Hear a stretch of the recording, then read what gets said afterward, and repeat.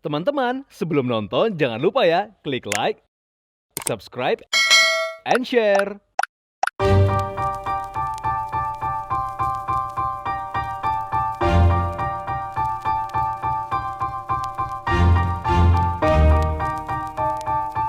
Manusia dan hobi tentu menjadi hal yang tak terpisahkan.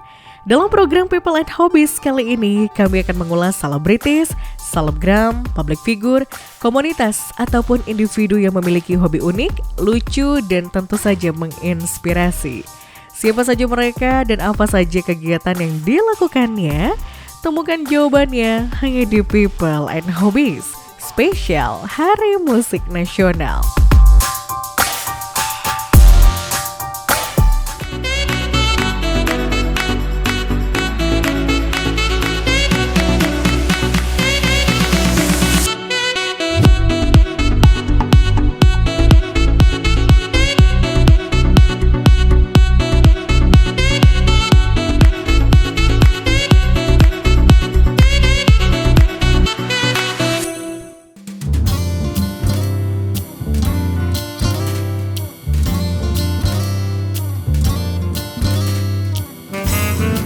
Lahir di Bern, Swiss pada 21 Januari 1964 silam dan belajar bermain musik sejak usia dini, dibimbing oleh sang mama Paule Awoy, musisi trompet yang satu ini sukses menjadi salah satu musisi yang cukup dikenal sebagai salah satu musisi yang ikut mengembangkan perkembangan musik klasik di tanah air. Jadi musisi itu hanya menyalurkan frekuensi itu supaya menyampaikan ke penonton atau orang yang dengar. Nah viewers, spesial Hari Musik Nasional, kita lihat yuk koleksi dan kegiatan dari Eric Awoy ini.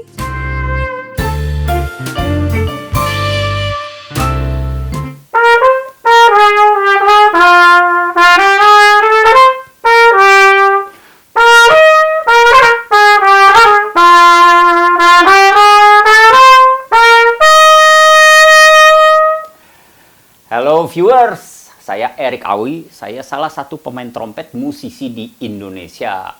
Untuk hari musik ini istimewa sekali, kita akan lihat-lihat yuk, saya kegiatannya apa aja, alatnya apa aja. Jadi jangan kemana-mana, kita akan lihat keseluruhannya.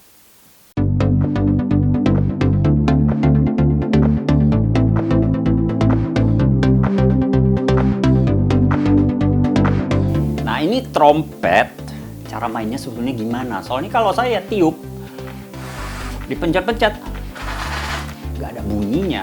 Jadi cara mainnya sebenarnya kita mesti getarin bibir. Nah itu aneh. Misalnya ada teman-teman viewers yang pernah main trompet, itu akan rasa bibirnya kayak dower gitu. Tapi itu di awal-awal, lama-lama akan bisa main. Jadi contohnya gini, misalnya saya getarin bibir, habis itu tempelin trompet, jadilah bunyinya. Nah itu cara main trompet. Dan untuk trompet itu sebetulnya bukan hanya ada satu, itu ada banyak banget. Jadi saya ingin juga memperlihatkan koleksi semuanya. Seru banget soalnya banyak.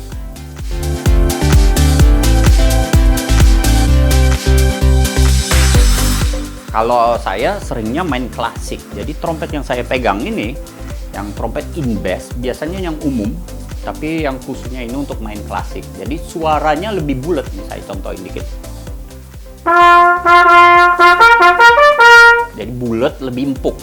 Tapi ini kalau kita lihat di belakang ada macam-macam trompetnya banyak. Jadi kita mulai dengan satu ini yang masih mirip kayak tadi, hanya warnanya kuning. Ini dirancang untuk main jazz, soalnya suaranya lebih tajam sedikit. Jadi kalau saya mainin, suaranya akan lebih jazzy.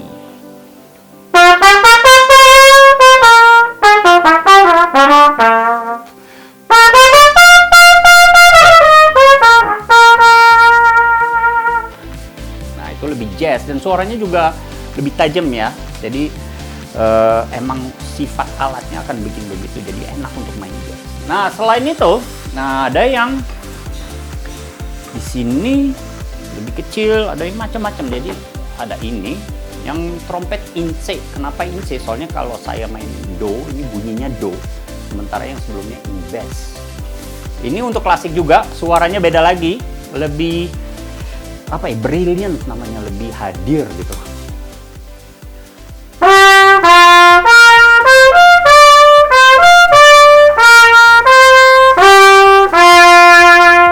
Jadi suaranya lebih bright, tapi lebih ya sulit ya dibilang ya, warnanya lebih, aku sukanya bilang lebih hadir gitu. Ada lagi ini, tambah lama tambah aneh trompetnya nih. Di sini kayaknya dipotong gitu dibanding yang sebelumnya kan lebih panjang. Ini trompet S, ini untuk klasik juga, biasa untuk main solo dan sebagainya. Kita dengerin suaranya.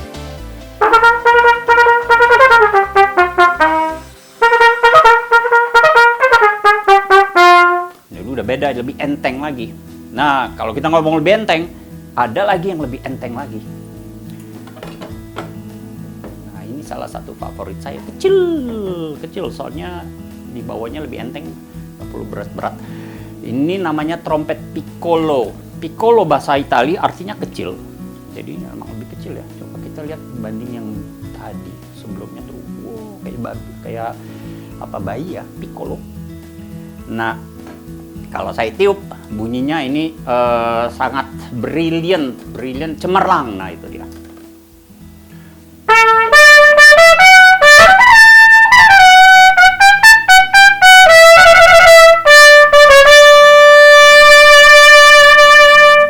Nah, itu trompet piccolo. Sering dipakai untuk lagu klasik zaman dulu, piccolo. Nah, di piccolo aja ada beberapa model. Kalau ini yang model kayak trompet ya. Ada yang model Jerman, tetap piccolo, tapi kalau kita lihat pencetannya beda nih. Pencetannya lebih ya kayak palet gitu, namanya rotary valve. Karena modelnya rotary ini putar-putar, banding tadi kan naik turun. Nah, ini piccolo suaranya mirip-mirip, hanya lebih lembut dikit.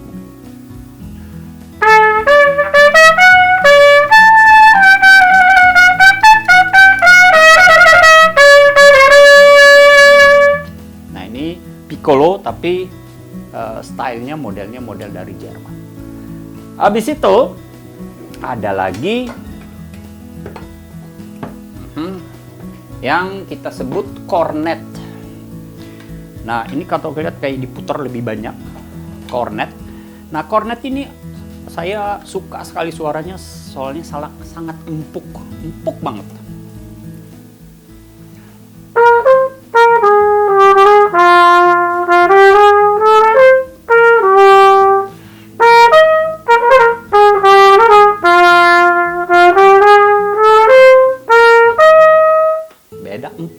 Jadi ini enak didengar di kuping.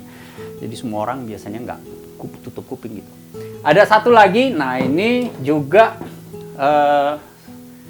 istimewa, namanya flugelhorn. Itu masih di keluarga trompet, tapi bentuknya udah lebih gede. Ini alatnya salah satu alat waktu saya kuliah dulu. Jadi alatnya mungkin umurnya udah 40 tahun nih, masih dipakai. Nah, ini flugelhorn sering dipakai di jazz.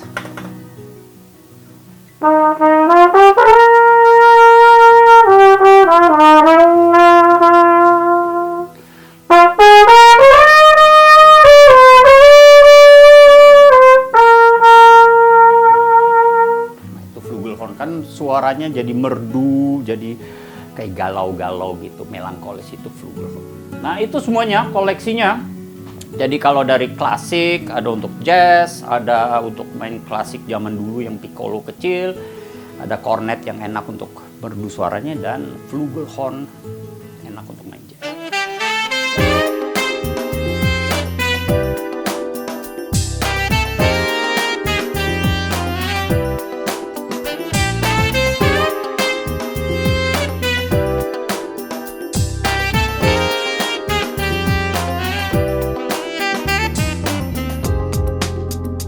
Nah, viewers, itu tadi semua jenis-jenis trompet, ada banyak banget. Tapi trompet juga istimewa, soalnya ada alat bantu yang kita sebut peredam, yang bisa bikin suaranya seru, ganti-ganti gitu. Sebentar ya, kita ambil. Nah, ini peredam-peredam yang biasanya kita pakai masukin di bellnya, ini namanya bell.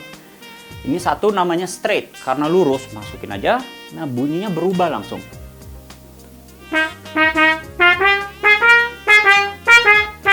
Atau main ini, lagu ini cocok nih.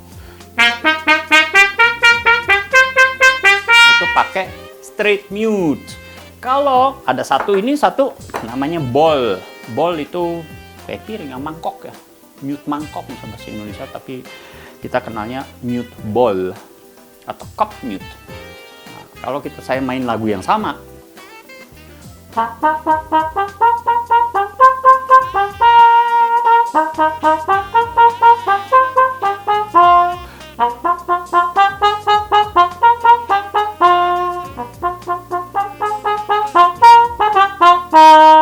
nah itu cup mute. Seru ya, beda. Ada satu favorit saya, soalnya ini satu mute namanya Harman dan Wah-Wah. Satu mute tapi terdiri dari 2 bunyi. Kalau saya pakai ini, Wah-Wah, bunyi Wah-Wah karena bunyinya Wah-Wah.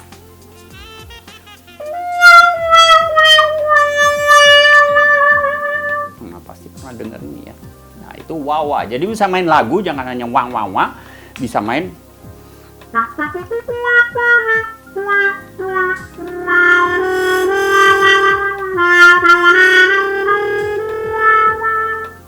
itu kelihatan wawanya, jadinya bunyi kayak kucing.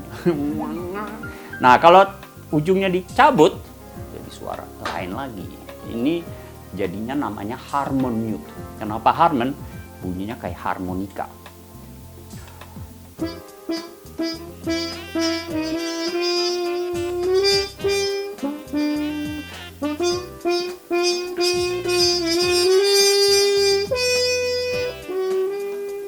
Nah itu jadi agak harmonika, jadi bunyinya beda. Itu istimewanya dari mute. Jadi setiap alat pakai mute jadi kayak alat baru. Seru banget ya viewers.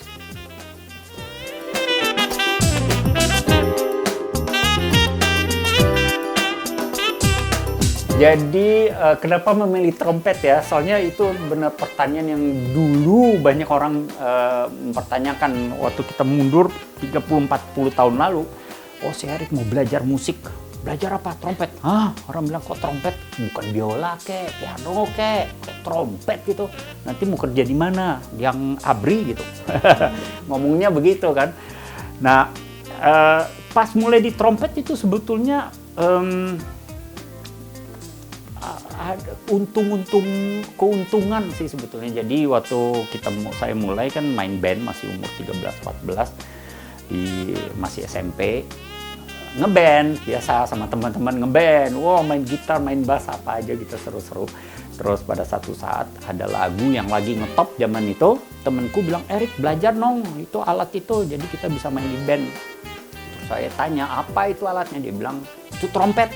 Oh ya udah. Pulang ke rumah, kebetulan ibu saya kan di pendidik musik, jadi suka misalnya anaknya main alat musik. Jadi dia bilang, "Mama mau belajar trompet." Oh oke, yuk kita lihat ke toko, cari yang paling murah gitu. Udah dapet trompet, belum ada guru, tiup-tiup nggak bunyi. Jadi akhirnya mesti cari guru untuk bunyinya gimana kan. Ketemu guru yang ngajarin, oke bunyinya mesti pakai bibir gitu, put-put. Udah, pas sudah bunyi akhirnya main sendiri. Belajar sendiri gitu, dengerin rekaman itu kok nggak jadi-jadi bunyinya. Akhirnya balik ke guru itu, bawa rekaman itu, tanya ini gimana bikin bunyinya seperti ini, dipasang. Terus guru ketawa-ketawa, nah ini bukan trompet, ini saksofon. Oh oke, tapi udah cenderung eksplorasi trompet, udah tertarik banget, udah kayak jatuh cinta sama trompet. Jadi udah, tapi ya belum kepikiran pengen jadi musisi, itu masih hobi kan, masih remaja gitu.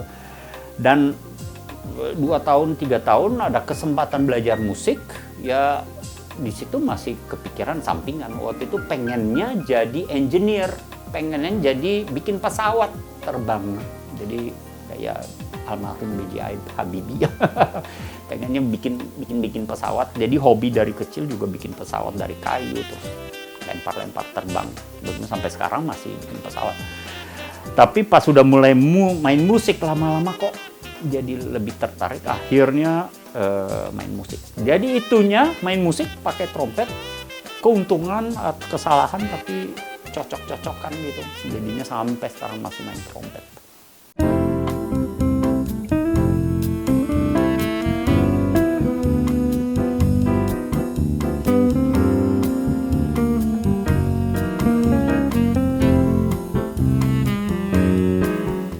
Nah, viewers, kalau kita mulai main trompet itu kan biasanya dapat trompet yang untuk beginner, untuk pemula.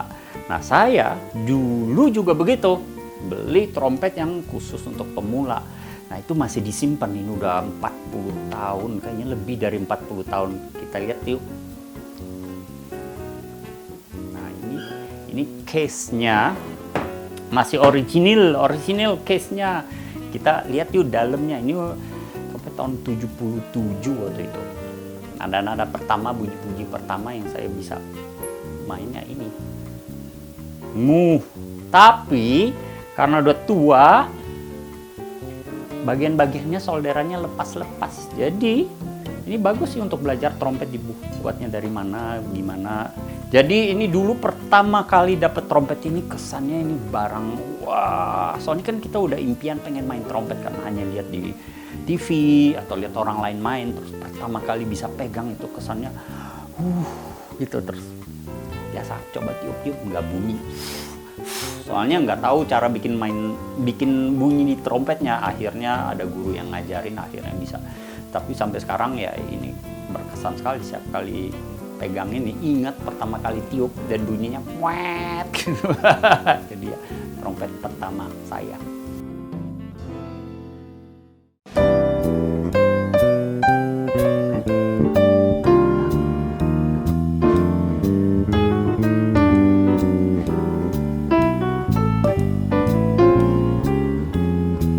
Nah, viewers, jangan kemana-mana. Ada yang seru-seru lagi nanti kita.